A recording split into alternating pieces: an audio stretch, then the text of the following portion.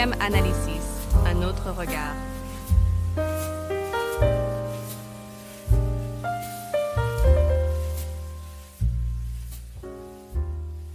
La distinction entre les philosophes de l'Antiquité et ceux d'aujourd'hui, nos philosophes, cette distinction est fondamentale pour comprendre les différentes approches de la quête de la sagesse et de la quête de la connaissance.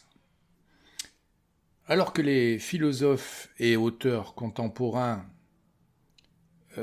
comme Jean-Paul Sartre, comme Michel Tournier, comme Michel Onfray sont des hommes du livre, des hommes qui sont souvent entourés de bibliothèques bien garnies et qui sont habitués à donner des interviews dans des cadres studieux, la situation, vous vous en doutez, était bien différente dans l'Antiquité.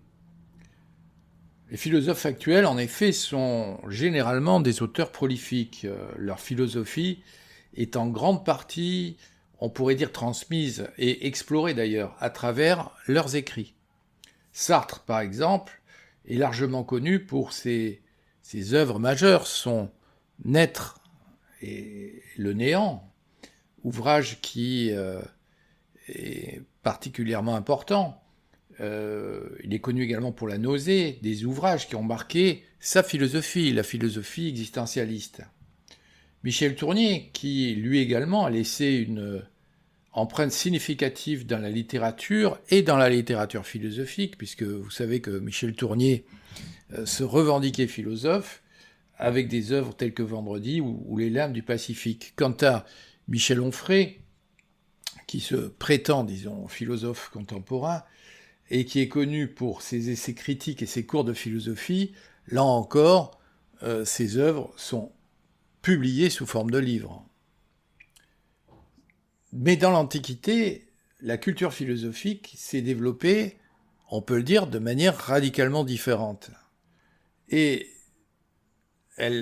cette philosophie antique va se développer indépendamment, souvent, du support écrit. C'est-à-dire que cette tradition grecque, philosophique, privilégiait l'oralité et une interaction directe entre un maître et un disciple.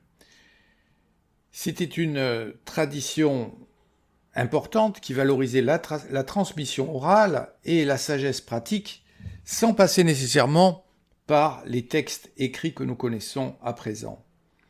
Or, cette tradition soutient qu'il est possible donc d'atteindre une compréhension profonde de la réalité, d'atteindre une sagesse véritable sans dépendre véritablement des livres. Les exemples de Socrate et de Diogène illustrent très très bien cette approche, mais la question de la journée sur JM Analysis est la suivante. Pourquoi Socrate a-t-il refusé l'écriture ? Pourquoi un philosophe refuserait l'écriture ? Pourquoi refuser le livre lui-même ? Il nous faut aujourd'hui percer un petit peu ce mystère qui entoure cette pratique de la philosophie orale que pratiquait Socrate. Car la philosophie, dans cette perspective socratique, vous en doutez, n'est pas un exercice académique, enfermé dans des pages, mais plutôt une pratique vivante et dynamique. Alors, examinons l'idée de Socrate, à savoir l'idée qu'un livre ou que les livres n'apportent qu'un simulacre de sagesse. Et celui qui affirme cette idée, c'est bien Socrate. De Socrate, je rappelle quelques dates que nous connaissons tous. Ces dates importantes de la vie de Socrate, c'est d'abord 470 ou 469 avant Jésus-Christ, c'est la naissance de Socrate à Athènes. Puis nous savons que Socrate a participé à de nombreuses batailles, dont la bataille de Potidée, et il est souvent représenté comme un hoplite, c'est-à-dire un fantassin athénien, et cela nous en sommes sûrs. Nous savons que Socrate, également, durant toute une partie de sa vie, est entré en contact avec les sophistes, qu'il a pu discuter, qu'il a pu débattre avec eux, et former progressivement sa méthode dialectique. Et enfin, bien sûr, le fameux procès de Socrate, sa condamnation pour corruption de la jeunesse et pour impiété. Socrate sera jugé, reconnu coupable et donc condamné à mort en 399 avant Jésus-Christ. Il boira la ciguë et mourra selon la tradition entouré bien sûr de ses disciples. Alors ces événements sont relatés par ses disciples, notamment par Platon et par Xénophon, qui ont écrit des dialogues et des ouvrages sur la vie de Socrate, sur ses idées philosophiques. Socrate est un homme humble et n'est pas, comme on pourrait le penser, fils d'un philosophe. Socrate est le fils d'un simple tailleur de pierre qui s'appelait Sophronisque et d'une sage-femme Phénarète. Il n'a donc, c'est très important à noter, il n'a pas passé, comme on pourrait le croire, sa vie dans une bibliothèque ou à l'ombre des livres. Et Socrate n'a rien écrit. C'est ceci qui constitue en quelque sorte une sorte de scandale. Car Socrate n'a rien écrit, je dirais non pas par paresse, mais par adresse.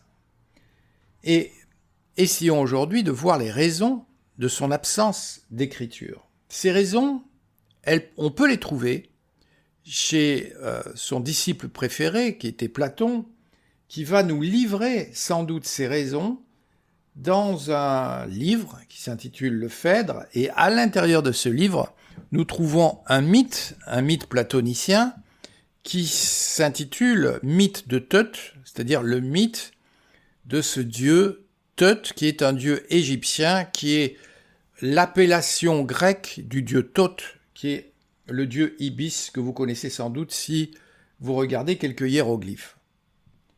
Alors, qui est ce Thoth ?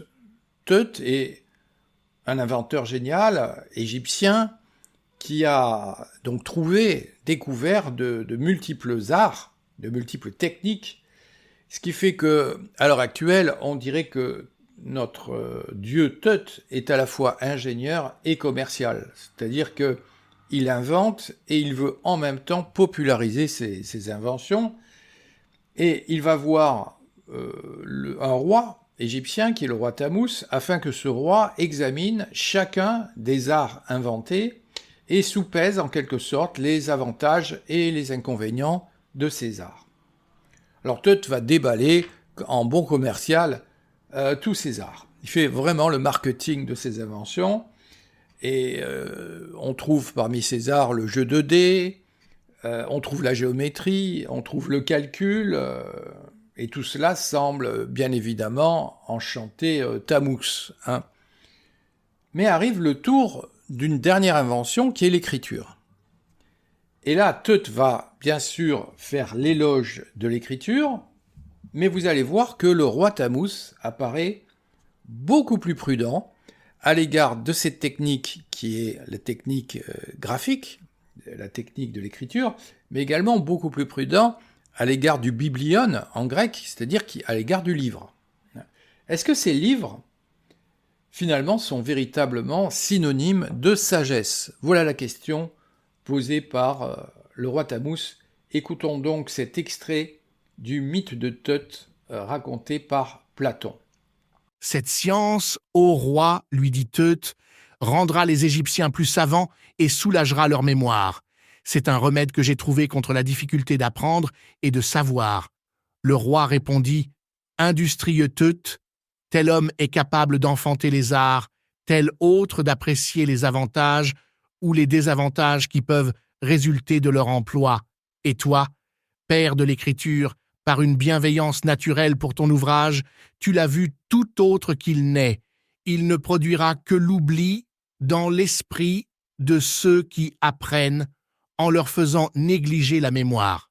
En effet, ils laisseront à ces caractères étrangers le soin de leur rappeler ceux qu'ils auront confiés à l'écriture et n'en garderont eux-mêmes aucun souvenir.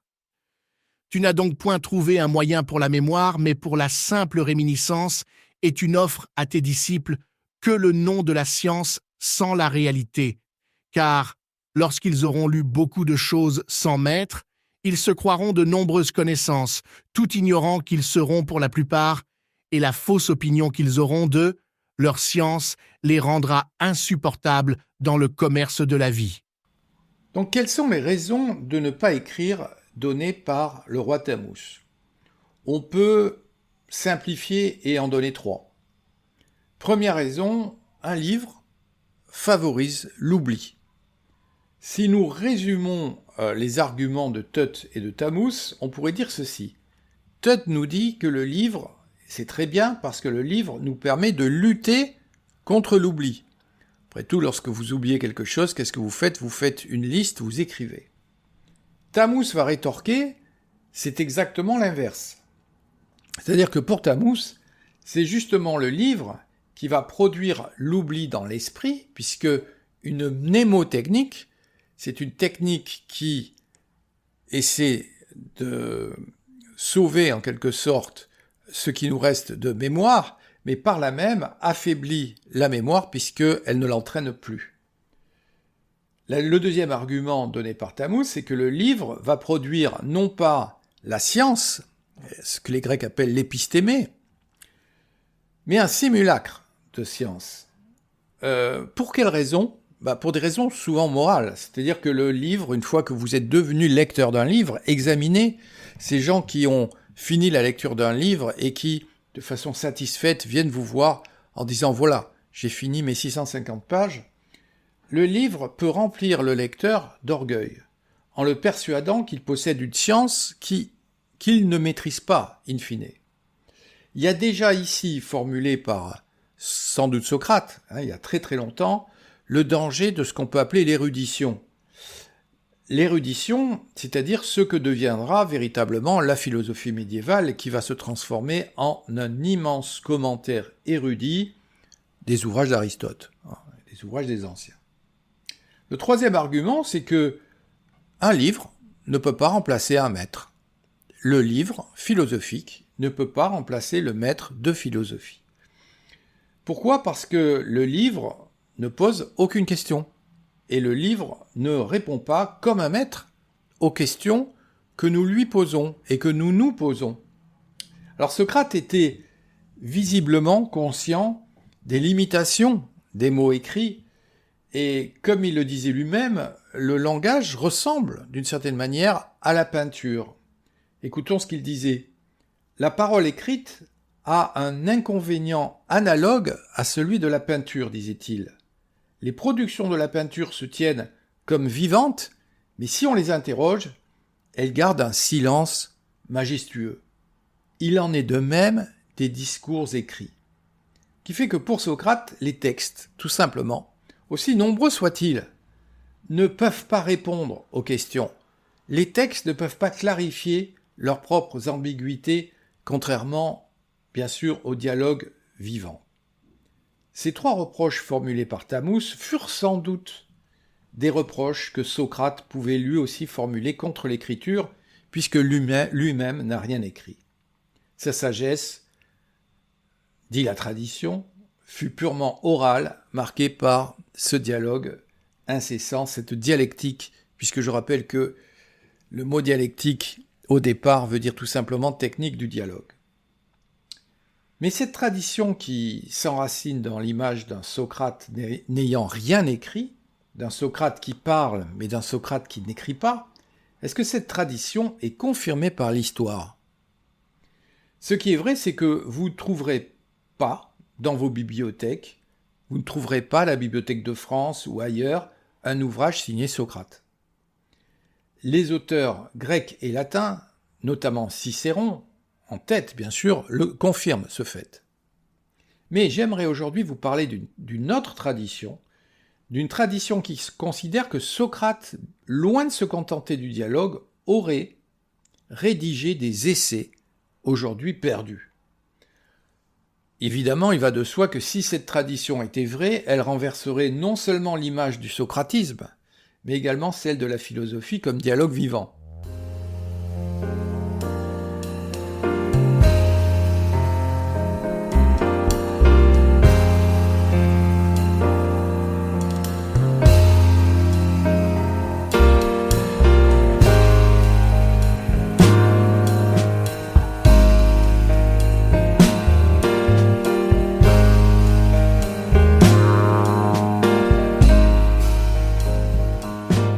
Nous devons cette révélation, je dirais assez étonnante, à un philosophe grec qui s'appelle Idoménée de Lampsaque, qui était lui-même un ami d'Épicure. Et cet Idoménée de Lampsaque, dans un récit assez étonnant, va décrire Socrate sous un autre jour. Socrate se révèle non pas comme un maître de sagesse, mais plutôt comme un orateur redoutable. Il serait donc moins philosophe, je dirais, que sophiste, et ce qui correspond, je dirais en gros, au portrait qu'en dressait le poète Aristophane. Mais ce n'est pas tout. Idoménée de Lampsaque va accuser l'un des disciples les plus proches de Socrate, qui s'appelle Échine de Sphétos, d'un acte impensable, c'est-à-dire d'avoir publié sous son propre nom les écrits de Socrate. Vous avez bien entendu des œuvres que Xanthippe, qui était la veuve de Socrate, aurait eues en sa possession. Alors si nous poussons encore plus loin notre enquête, nous pouvons essayer de voir qui était cette Échine. Échine était un disciple très très proche de Socrate. Un disciple d'ailleurs si proche que selon Idoménée et Ménédème d'Érétrie, Échine aurait composé des dialogues justement inspirés des conversations de Socrate et Xanthippe, dialogue que Xanthippe aurait rapporté en quelque sorte après la mort de son mari. Mais ce n'est pas tout. Certains de ces auteurs affirment qu'Échine n'a pas seulement été un simple disciple de Socrate, qu'il en aurait profité pour nouer une relation intime avec Xanthippe, avec la femme de Socrate, allant même jusqu'à l'épouser. Et c'est là que l'accusation devient, je dirais, encore plus grave, puisque ce mariage aurait permis à Échine de mettre la main sur des écrits de Socrate, ce qu'on appelle en grec des sigrammata, selon Ménédème d'Érétrie et son cercle.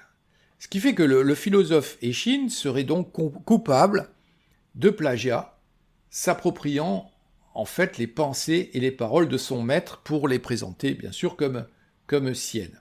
Alors, il y a bien sûr un aspect légendaire dans cette tradition. Comment savoir où s'arrête la vérité, où commence véritablement la légende? Diogène Laërce, qui est d'ailleurs un grand biographe de l'Antiquité, nous met en garde contre ces nombreuses calomnies qui existaient à l'époque. Est-ce qu'il s'agissait d'une rivalité entre les philosophes? Est-ce qu'il y a eu une conspiration pour dissimuler les écrits de Socrate? Socrate, l'homme qui préférait les dialogues oraux et la dialectique, aurait-il réellement laissé des traces écrites? Évidemment, c'est l'énigme qui va continuer de hanter un petit peu les amateurs d'histoire de la philosophie. En tout cas, ce que l'on peut dire, c'est que malgré les réticences que Socrate a sans doute éprouvées à l'égard de l'écrit, de l'écriture, c'est bien le livre, ce médium intemporel, qui a permis à la pensée socratique de traverser les âges, disons-le.